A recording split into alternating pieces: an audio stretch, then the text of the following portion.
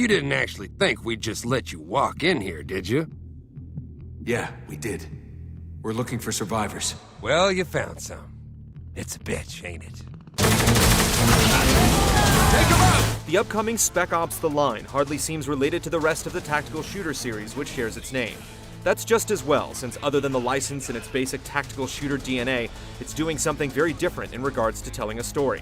As a modern adaptation of Joseph Conrad's Heart of Darkness, which famously inspired the war film Apocalypse Now, this new take on Spec Ops deals with some fairly serious subject matter, dealing with the darker side of war and conflict. We've been set up.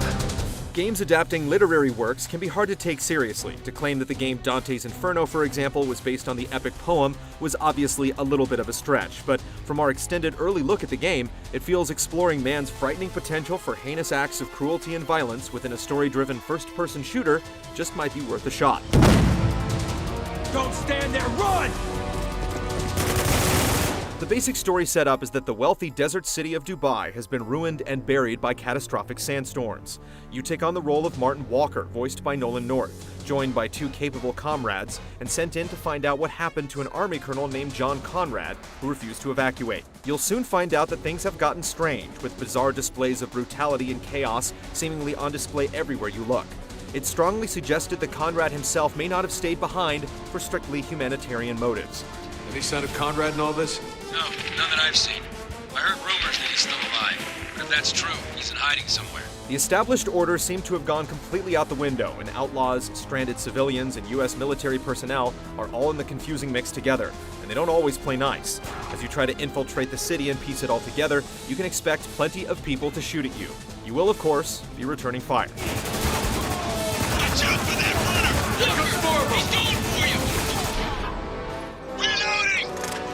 Spec Ops features an assortment of military guns and grenades that allow you to deal with threats. Shotguns, sniper rifles, submachine guns, everything you'd expect. While it's not really pitched as a realistic simulation, there are a few small details that emphasize the game's attention to detail and tactical realism. You're able to crouch for improved accuracy, for example, and toggle fire modes on certain weapons.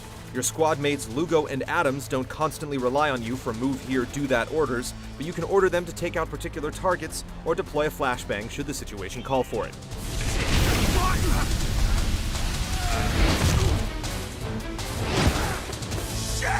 You'll find that you're often able to get the drop on your enemies before a full-on firefight erupts, and with huge volumes of sand everywhere, you'll find a few opportunities to use it to your advantage. Even tossing grenades kicks up a cloud of the stuff that can temporarily blind enemies if they aren't taken out by the initial blast. The action seems to have a smooth feel, and weapons feel appropriately lethal, often leading to quick and decisive encounters. In between getting through the straightforward combat scenarios, the line attempts to integrate choices into the game without resorting to too many obviously good or bad options. Typically, you can expect for things to get a little rough either way. From our limited time with the game so far, we haven't had too many morality testing moments, but we did have to choose between saving the life of a man important to the mission and sneaking away to attempt rescuing civilians rounded up for slaughter. Fuck it! I'm taking the shot! Wait for your orders, Sergeant. When you simply want to gun down some fellow human beings without thinking too much about it, there's the game's separate multiplayer component featuring two factions battling it out to the last man. Smaller maps and four-man teams encourage closer cooperation with your squad, and choosing complementary class choices and tactics seem to play a major role in securing victory. Customization and weapon unlocks are an expected part of the deal, and objectives range from capture and hold to base busting to simply killing the other team harder than they kill you.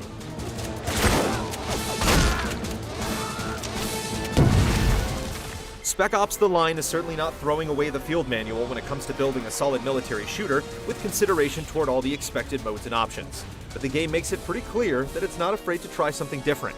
See if this unorthodox twist pays off when GT emerges from the sands with a full review in the coming months.